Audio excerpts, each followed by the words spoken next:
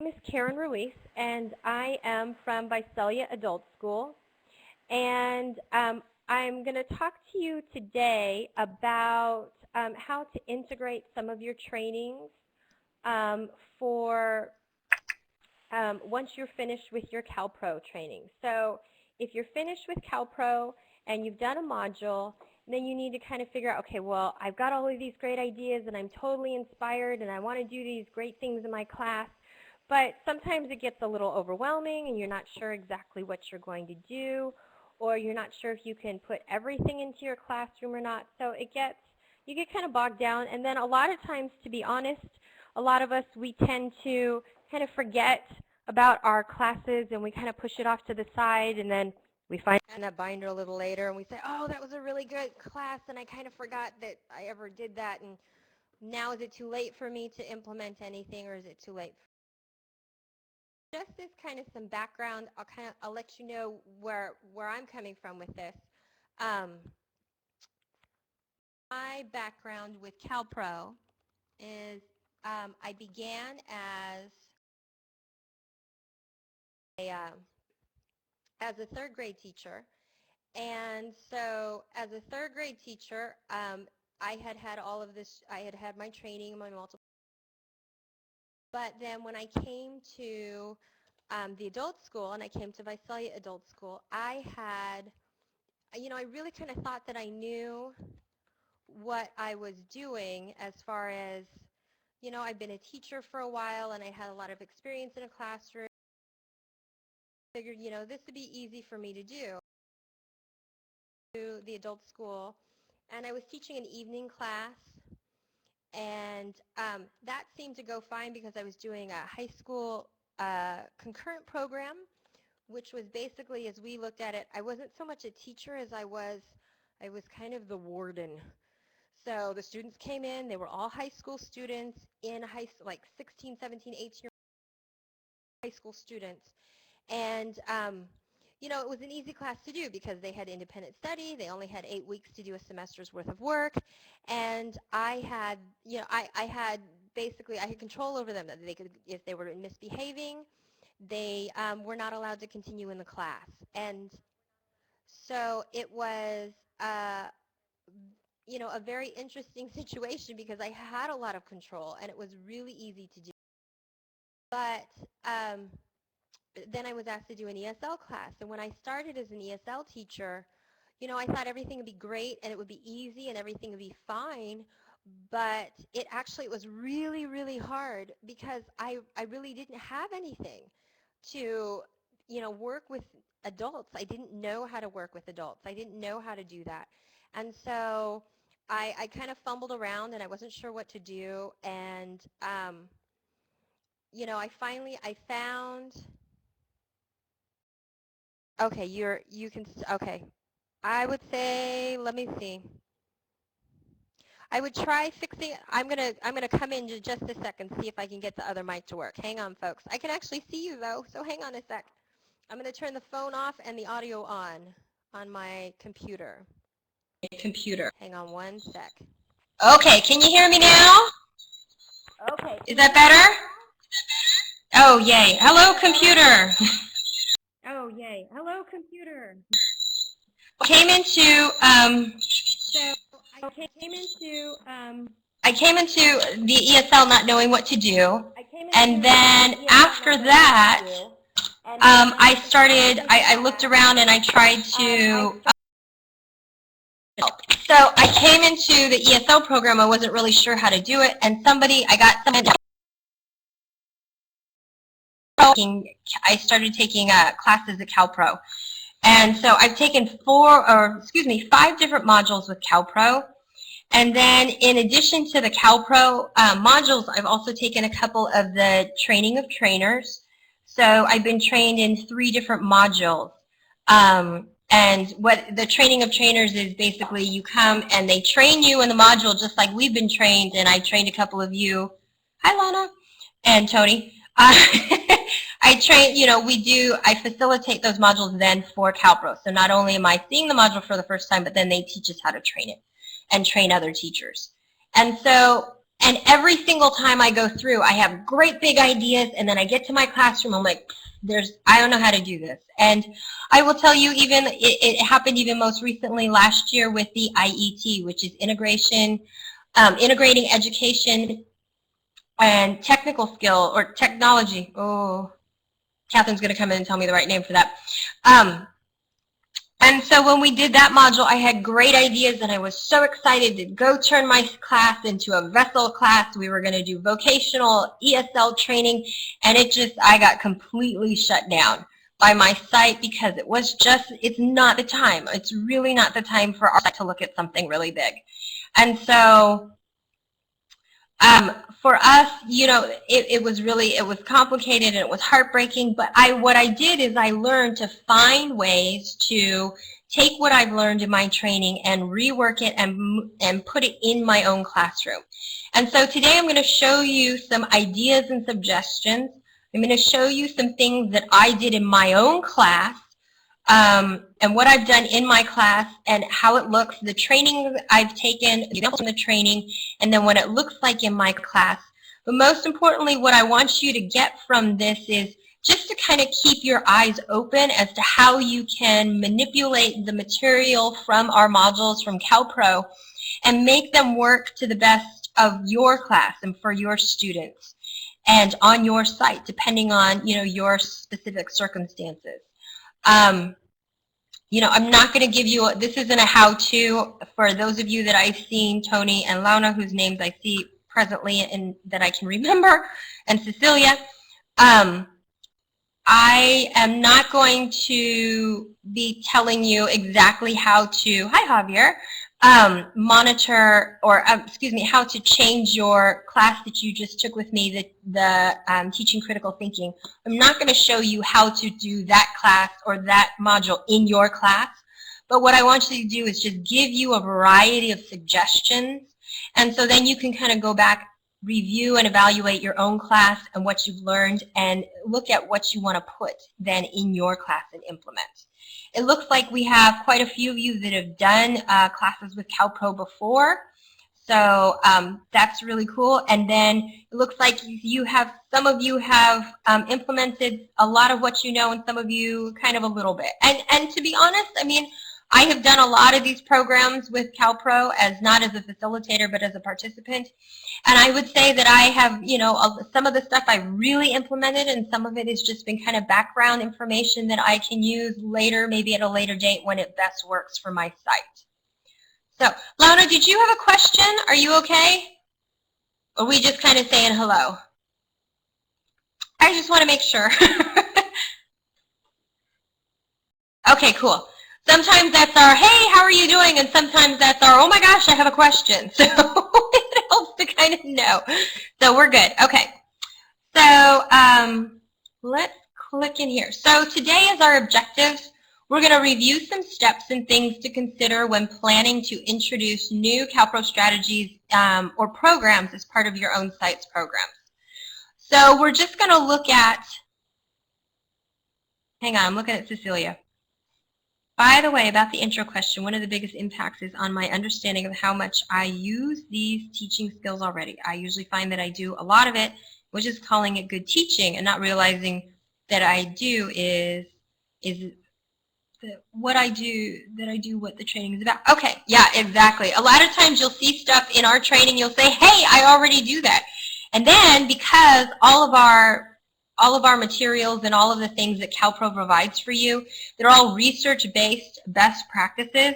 So now, Cecilia, you can know for a fact if you see what you're doing in your classroom is stuff that we're teaching you, then instead of saying, oh, this is just stuff I do, you can say, look, I actually implement best practices in my classroom, and they're all research-based. So look how smart you are. Oh, thank you, Catherine. Integrated education and training. I always want to put in technology in there, but it's integrated education and training. So they're getting their basic skills as well as their vocational skills or training at the same time. Thank you, Catherine. I need that tattooed on my head or my arm so I can see it. Okay, so yeah, Cecilia, you are on the right track. So now when you notice things that we're teaching you or trying to show you in our modules, you can say, oh, I am using best practices, and they're research-based, because that's all that CalPro teaches. Awesome. Yay, congratulations to you. Okay, so additionally, we're going to discuss a little bit how to determine which CalPro strategies or programs or portions of either or both or some sort of modified version would best be appropriate for your site or your program. And you're going to have to do that kind of evaluation yourself, but I'm going to give you some tips on how to determine that. And then additionally, we're going to look at some other details and specifics that you might need to consider if you are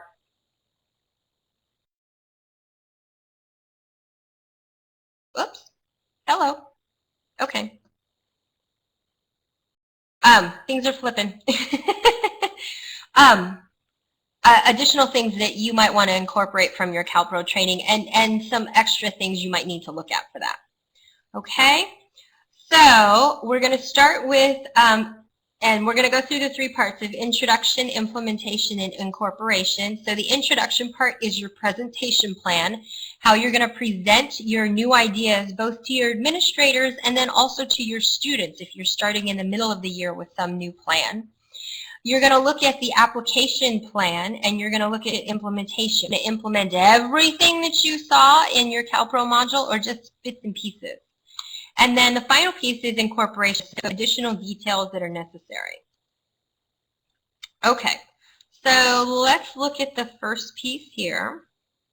And actually, I'm going to pop us, here we go, we're in the right one. Okay, cool.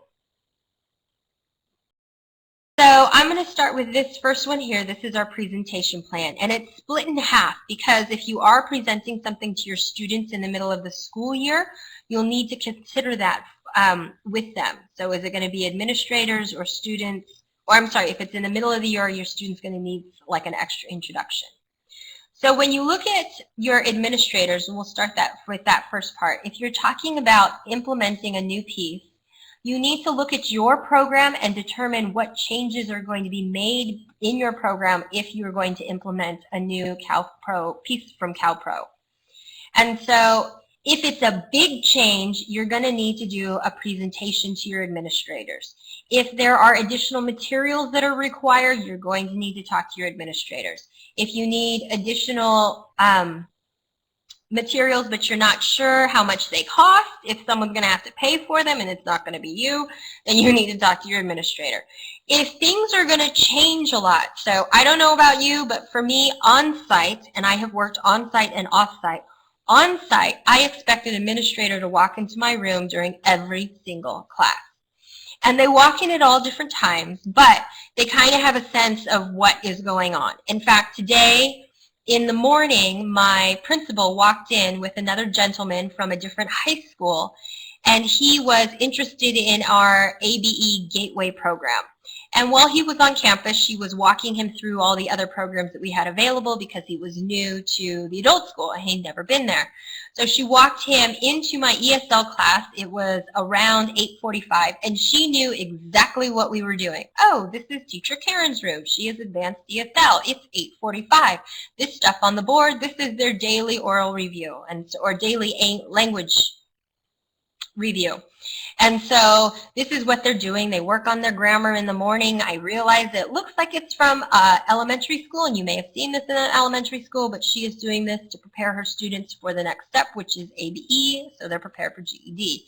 If she walks into my class and everybody's got an iPad, which she would have to know about because I'm not purchasing those, but if she walked in and everyone in my class was using a different book, then she needs to know about it before she walks in with somebody new and says, hey, this is our teacher, and I'm going to talk to her later about those books that she's using that I've never seen.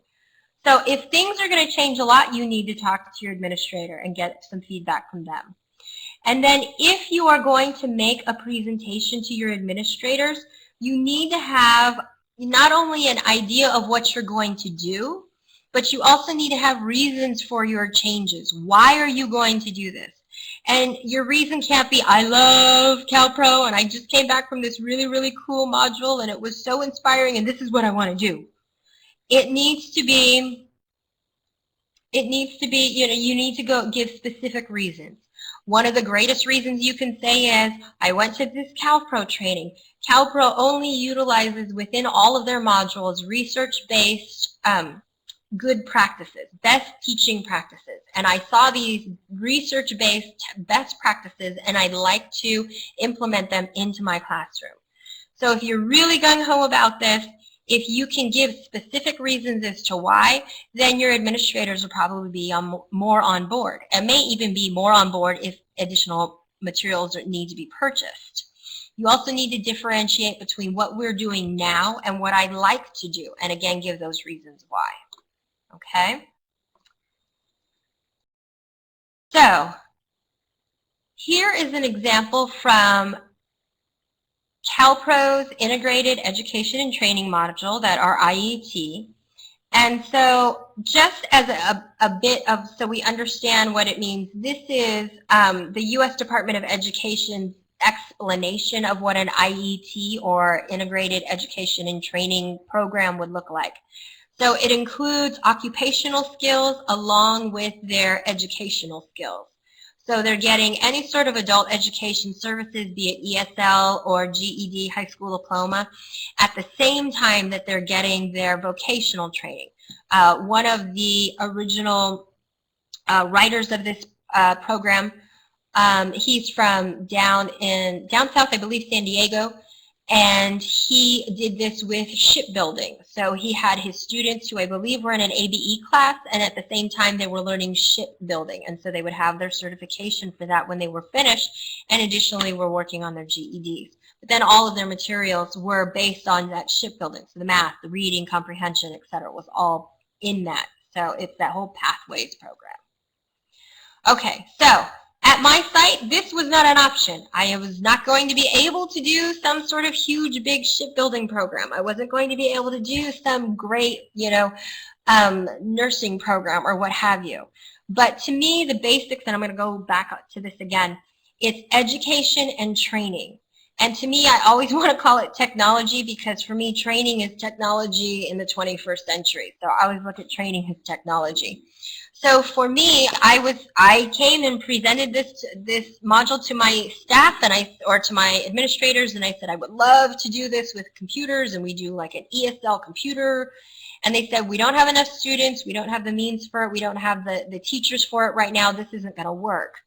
So what I did instead is I took our book. So for my fellow Standout users, this is the Standout ESL book. Book 3, which is what I use. This is from Unit 1, Lesson 1, and this is an example of the students' activity for making their schedule. So you can see the instructions up at the top next to the letter H. It says, make a schedule of everything you do in 1 week, and then talk about your schedule with your partner.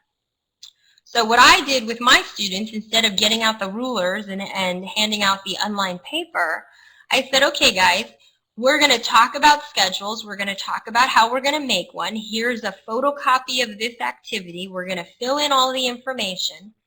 And then the next thing I want you to do, this is our rough draft. Now I'm going to take you into the computer lab. We're going to learn how to use Excel, which is a spreadsheet program. I taught my students how to use make a very, very basic spreadsheet. Not so much a spreadsheet as a grid. And then we filled in their information. They learned how to type in the boxes. They learned how to get everything kind of organized and pretty. And then they printed off their pretty final copy grids from Excel. And then they used those grids, which were so much easier to read because they had been cleaned up and they didn't have erasure marks and what have you on them. And then we used those along with our adverbs of frequency here. Often, never, sometimes, rarely, which you can see in the upper right-hand corner. Then they used their grids and their adverbs of frequency and came and talked to their partners with their schedules, and then came up and did an example or did a presentation in the front of the class. Okay? So Nancy, I see your question down at the bottom. And so for you, and just to reiterate in the beginning, I'm not going to give you examples so that you can say, yay, I know all about IET, because their IET program is actually a 6-week program. So what I want you to take into consideration with this is that the original CalPro module with the IET program is a 6-week intensive course where you go with a team of an administrator, a teacher, and an ESL teacher, and then or an ABE teacher, and then a tech teacher. And so you go with these 3 people. So you have a training, some sort of vocational teacher, as well as some sort of academic teacher, along with an administrator.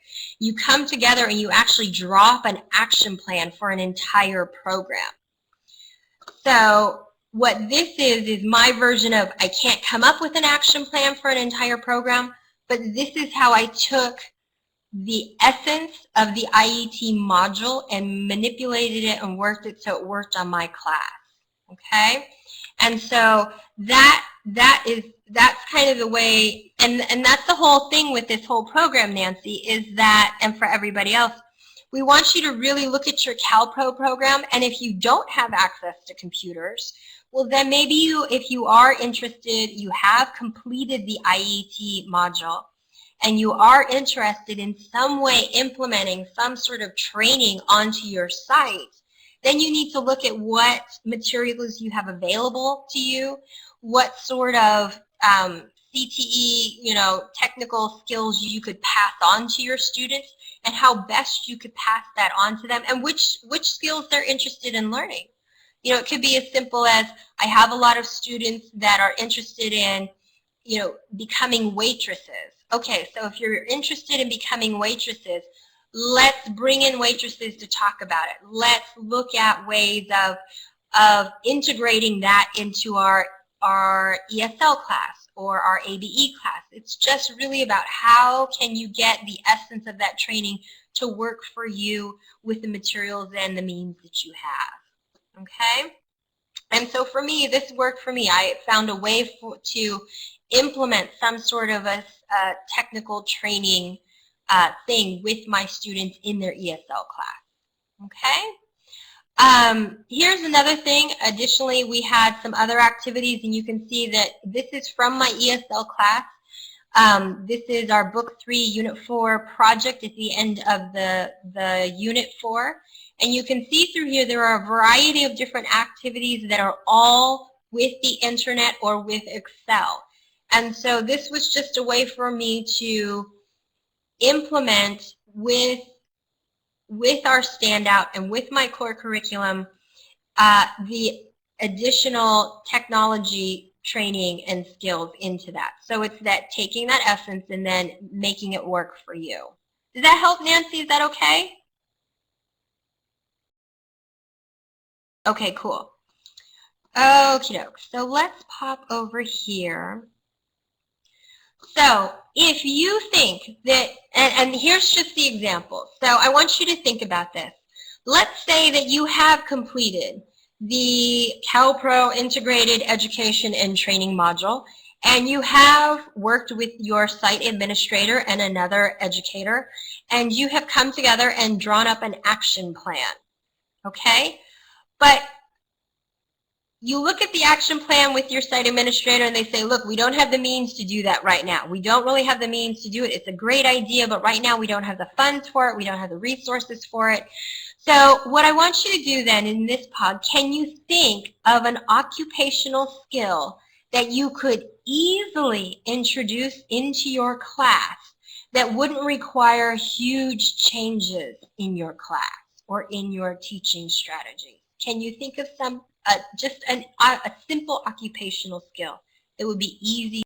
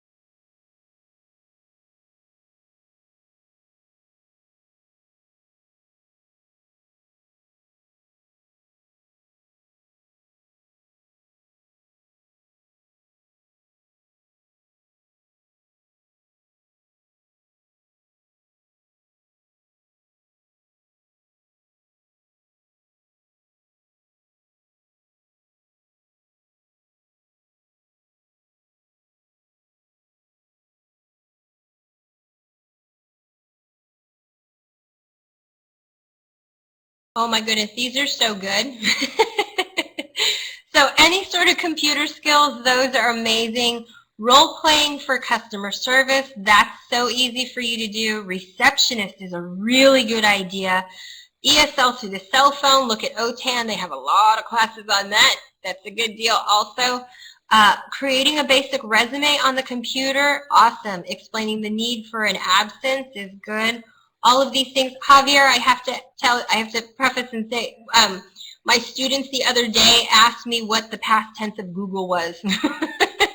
So they said, teacher, is Google an irregular verb? What's Google a regular verb or an irregular verb? So, oy vey. Oh, these are just great, great, great things. Great ideas. Good. Pronouncing your name and address, asking for more training, developing a PowerPoint. So many good ideas. Yeah, Googled. I told them, I said, it's Googled. It's Googling. I Google. Yesterday I Googled. Tomorrow I will Google. Look, I am Googling. So they wanted to know, though. They know the technology. They know the terminology, so that was good. Research online. I like the submitting homework by email. I would love to start. I tried once to try and get my students to really get into Gmail and get them all a Gmail account. Because what's awesome about the Gmail account is that they can access the word processing programs and they don't have to have Word at home. So if they can, yeah, Google Docs I love.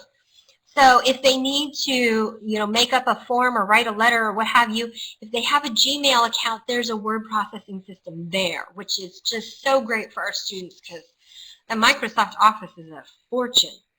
Okay, so really cool ideas, really, really cool ideas. Okay, people are already in the checklist. Hang on, people.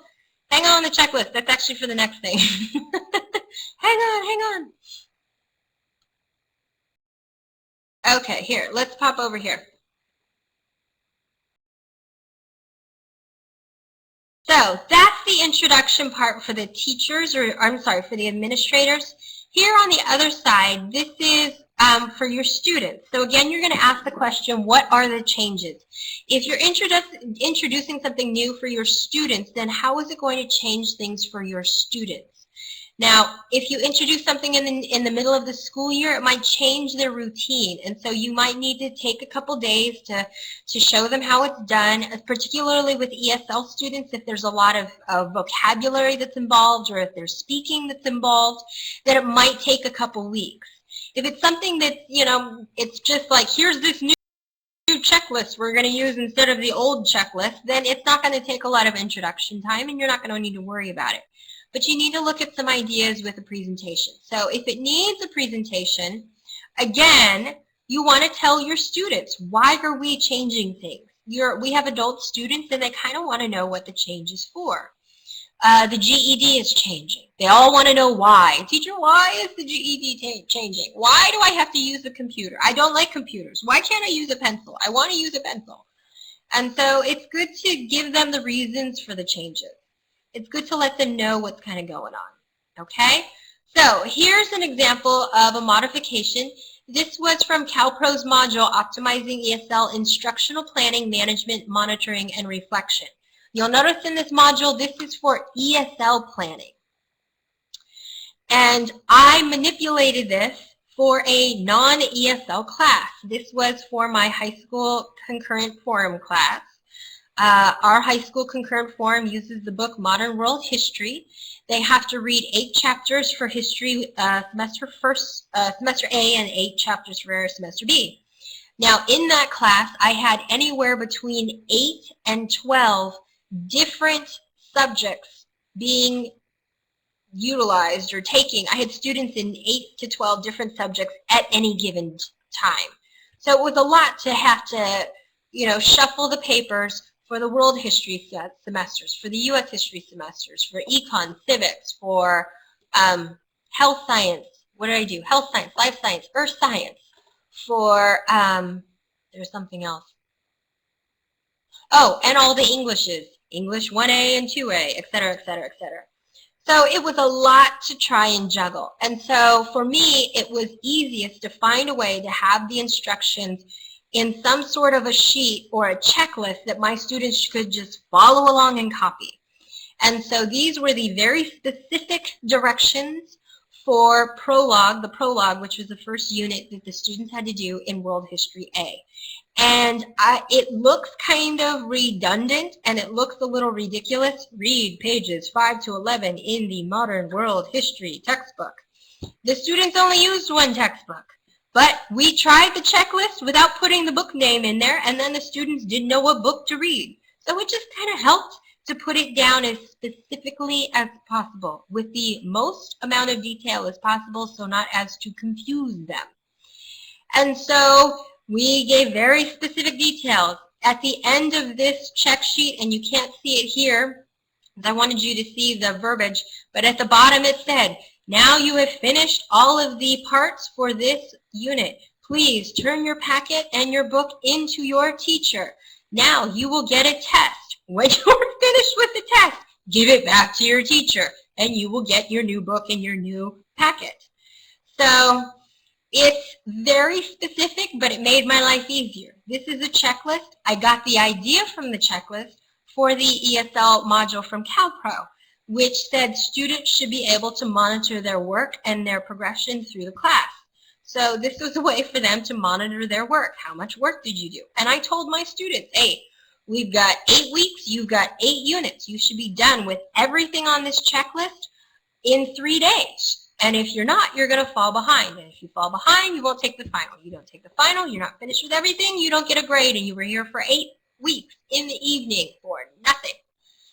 So it's very specific. It's a little bit redundant. It looks kind of ridiculous, but for those students it works, and you may have to change it to make it work for your students. Also, for you, those of you that say, oh my God, look at all the typing, it's so much work, cut and paste works a lot. So I did a whole lot of cutting and pasting because I did this for 16 units of U.S. history or world history. We made one format, we did cut and paste, and then we just entered in the page numbers. It was easy, easy, easy. Yeah, and it's a really important study skill too. And I did talk to the students about that. Hey, you're high school students, but you're in the adult school, you're going to need to act like adults. So here's a study skill for you. Okay, so here's the next part. The next is, well, let's look at your checklist. So if you look here, I see some different ideas here for checklists. So these are great ideas for checklists for you, for your students, regardless of what they're taking. I'm going to show you some other checklists in just a bit, some other things I did with my students as well in regards to checklists. Okay? April, I'm going to let you type real quick, and then I'm going to move us into the next program. Yeah, checking off if they're being prepared or they're being successful. Absolutely. It's good, good stuff. Okay, cool. Let's pop into the next. Here we go. There's our stuff. Okay, so implementation is the next piece. We need to look and see if the material is appropriate for your students. Sometimes I see stuff in training, and I'm sure this happens to other people too. You think, this is the coolest thing ever. And then you really look at your students, you're like, yeah, this isn't going to work. It's a great idea, but it's just not really going to work for my students. You're going to look at how easy it is to incorporate these things in your class. If it's really easy to do it in the middle of the school year. If it looks like it's going to be hard, start it at the beginning of the year with the new students. Look and see if whatever you want to implement into your program, if it's going to benefit your students' learning. Oh, I need an apostrophe. If it's not going to benefit your students' learning, then there's no point in including it. Okay? So you really need to look is it benefiting your students? How beneficial are these new skills for my students? And then you want to look at your objective. What is the objective you hope to achieve by incorporating the new strategy into your class? What is your goal? Is it measurable? Can you determine if it's helping your class and helping your students in their learning? If it's not, it could be something that you may still want to include just as a little piece. If it is, then maybe it's something you want to include like full term. Okay? So this next thing is integrated and contextualized workforce skills. This is for an ABE or ASE class. And one of the things they talked about with this program is that each student should have their own records. They should be able to hold on to something that has their records. They should be responsible with their records and their checklists, which I saw from somebody in the other layout. So you would have with your students, they would have their own personal working folder, and that's the one with a little hand.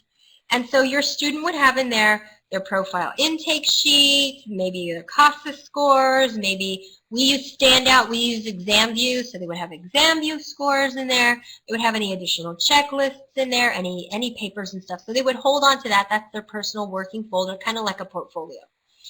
And then the other piece would be for you to have a permanent folder that had all that material. So that's how it looked in the Integrated and Contextualized Workforce Skills module. Okay? So you need to figure out if you're going to implement things. Oops, sorry. Is it going to change your schedule? Do you need to have written instructions? And how long will it take you to change things? Oh, sorry, I'm going to come back to here. Apologize for that. So why two folders? So you have one folder, Deborah, and that folder is for you to hold on to their permanent materials. So nothing gets lost and you control it. Particularly if you have students where their assessment scores mean some sort of promotion. So if they get specific assessment scores, then that means they'll be promoted to a next course. You want to have control of those scores so that the scores don't get manipulated for any one reason or the other. The thing with this training, though, this is Integrated and Contextualized Workforce Skills. So you would have a folder, as you always do, for your records. And your students would also have a folder, so they are learning these workforce skills of how to maintain their records and keep control and keep up with their checklist and maintenance of their folder. So you would have two. Now for me, I don't like dealing with papers. I can't have a paper with I don't like it with all their stuff in it. And I would far rather have a folder online that has all of that material. So my students have their own working folder, and then I have all of their records on the computer. And that's how I manipulated it for my students. But this, again, is from the Integrated and Contextualized Workforce Skills. This was the strategy that they were presenting in that module. For me, I manipulated it so my students just have their own folder. And then I have all of their other records on the computer. Yeah, I would rather use a spreadsheet. I don't want 25 folders for my ESL students who come and go and have to shuffle through all the folders to write down and enter all of their CASA scores individually. I have spreadsheets for that. I have ASAP for that. I have other programs for that. Oh, they could create a folder with their writing examples. Again, additionally with that, they could probably keep some sort of a checklist in there. They could keep some sort of a spreadsheet that they also document their CASA scores there in Google as well. Absolutely. Okay, so the last piece here is incorporation. How are you going to incorporate everything in your class? Is it going to change your schedule, or are there instructions that are needed? And how long is the incorporation process going to take? Okay? So again, this is from the Integrated and Contextualized Workforce Skills. One of the examples there was for students to learn how to practice their reading comprehension skills by using real-life materials. So this is an actual poster on how to clean your hands. You see this in a restaurant, or you see these in like the nail salons and stuff. And so the students learn and practice their comprehension skills by using real-life materials. So here's how I'm incorporating things in my classroom. So here's my class. Here's my lovely students who, I don't know why they said don't share my name. So, okay. There's my back door, and here's my room. And so this here, you can see this in the little yellow thing. It says student to-do list, and that's right above the box with the black folders. So here's my to-do list, and this tells you exactly what to do when you come into the class. And this, for my students, is the same as this real-life chart. So I asked them at the very beginning of the school year, this is posted, we talk about this, and we talk about what you should do. At the very beginning of the school year, I talk to my students about these are the steps and strategies for my class. This is what you're supposed to do. And so that's always posted there for them, and they always know exactly what to do in class. So that's their real life materials. We use that the very first day of school, and that is our comprehension, reading comprehension for the first day. But it's a real life material. So it comes from that workforce skills. So again, I took that concept of real life materials and I changed it to meet the needs of my students in my classroom. Here's all their morning materials. They have their little checklist or their sign-in sheet. They have their stick cup, which I broke my hair cup yesterday. I smashed it on the ground because I tipped it over. But they have to take their sticks with their names on them, and they have to take them from the absent cup and put them in the here cup. They need to take their black folders and go sit, and just like the instructions say. There's also instructions for things to do at the end of the day.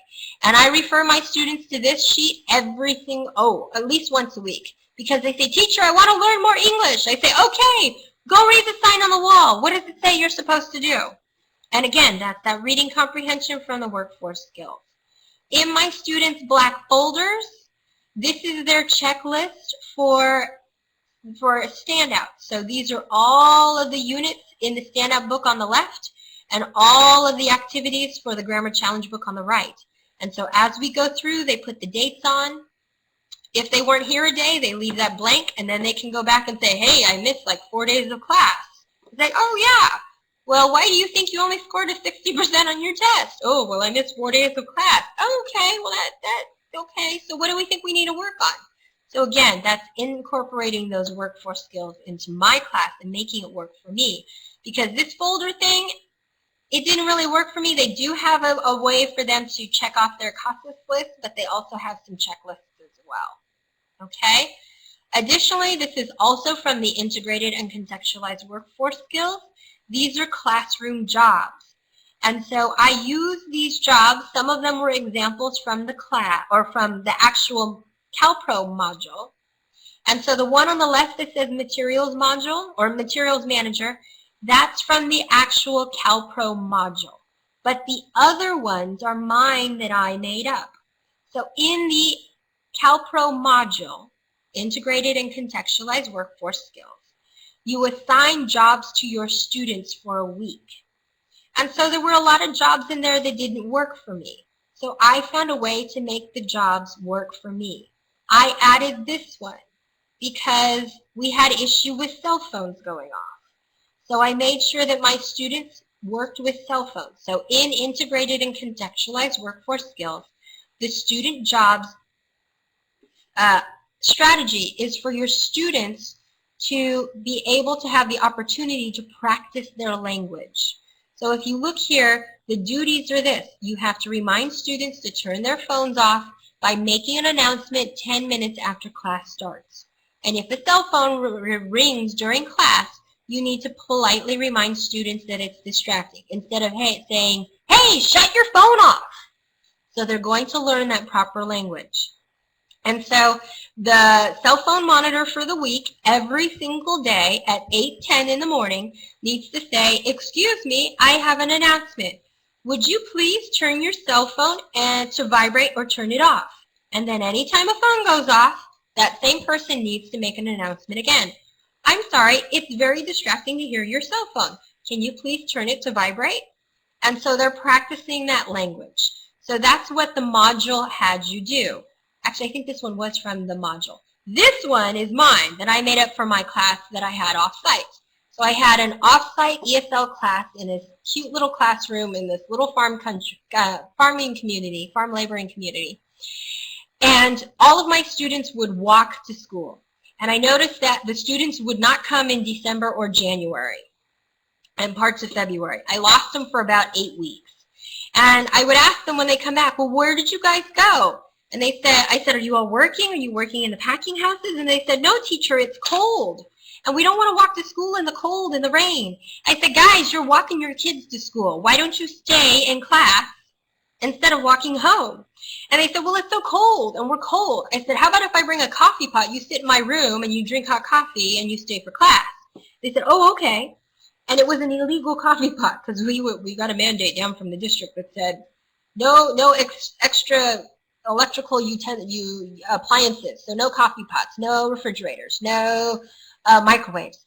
But I worked off campus, and I only saw my administrator once a year or twice a year. He or she would come out to see me. So we had an illegal coffee pot. And so I had a coffee clerk, and this was a job. They had to come into class, they had to make the coffee, they had to set all of the creamers and etc., the cups and what have you out for the students. And then when the coffee was ready, they had to make an announcement. Excuse me, I have an announcement. The coffee is ready if you would like some.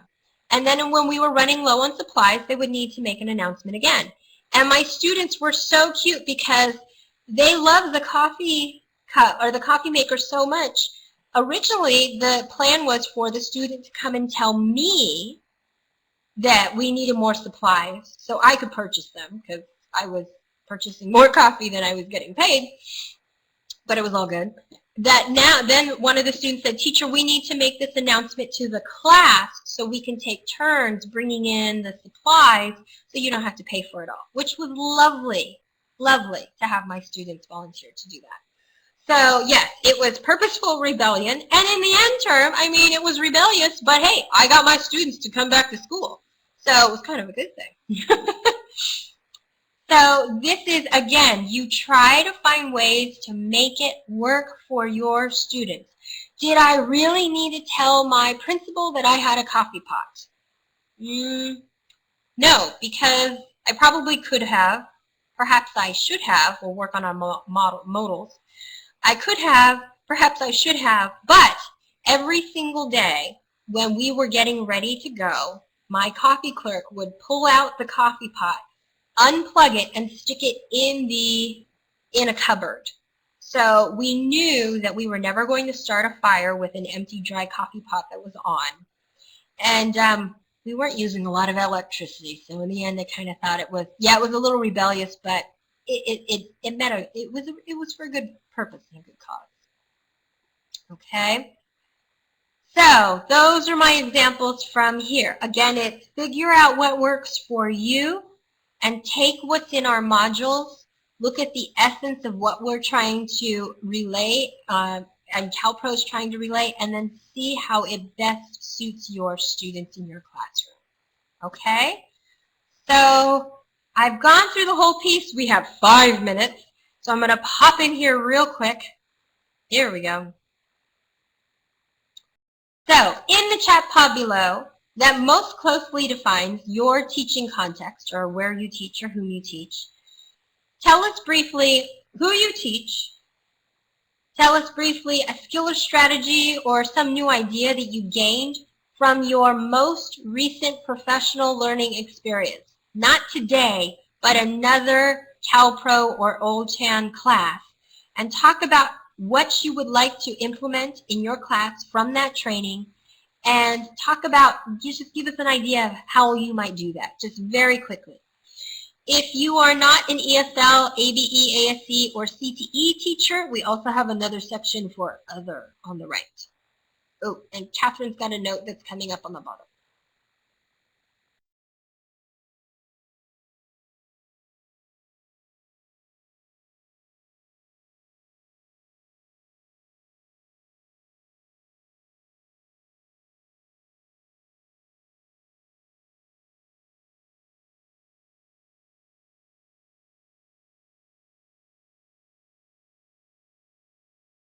Oh, thanks. Catherine said, if you're a program administrator, think in terms of what you've learned and could implement on your site in regards to agencies or programs.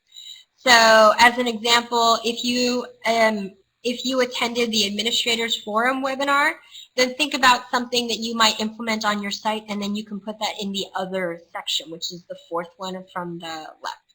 Right, sorry. 4th one all the way over.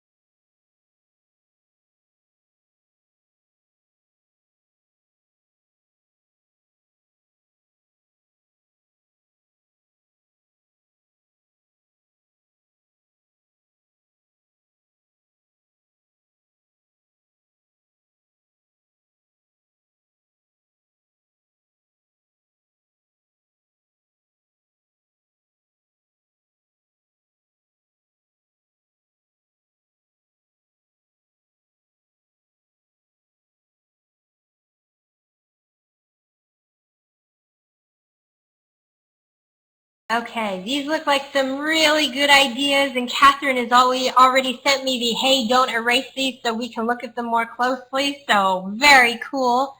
I would suggest for those of you that really like the Contextualized Workforce Skills class to go look at taking the Contextualized Workforce Skills class. It's an amazing, amazing module.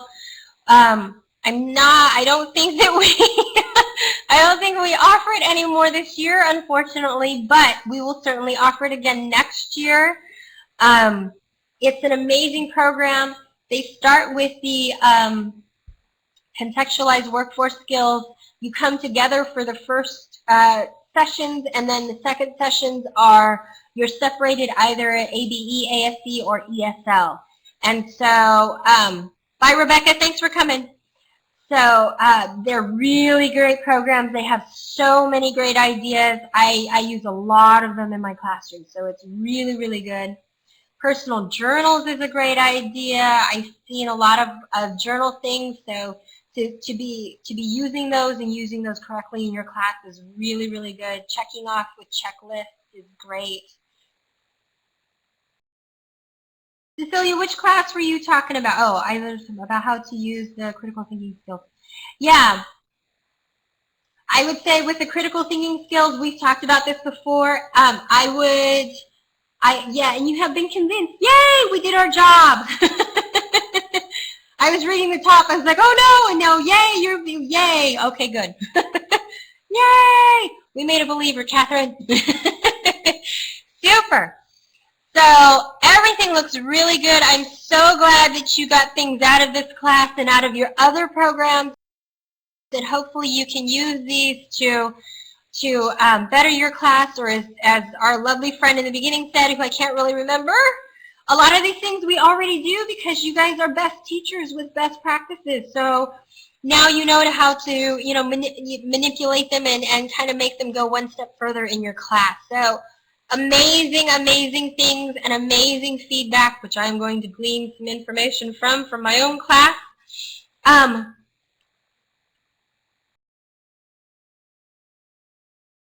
Okay, I am going to send this off, but I'm going to keep reading. So Tony, if you want to stick around for a sec, I'm going to look at yours. But on behalf of CalPRO and Catherine, I thank you for the wee bit of confusion at the beginning. I thank you for coming to this webinar. You have had amazing, amazing ideas and amazing sharing things. So thank you, thank you, thank you. And thank you, Barbara, for all your support in the beginning and throughout the entire thing. Thank you so much. Tony, I'm going to look at you.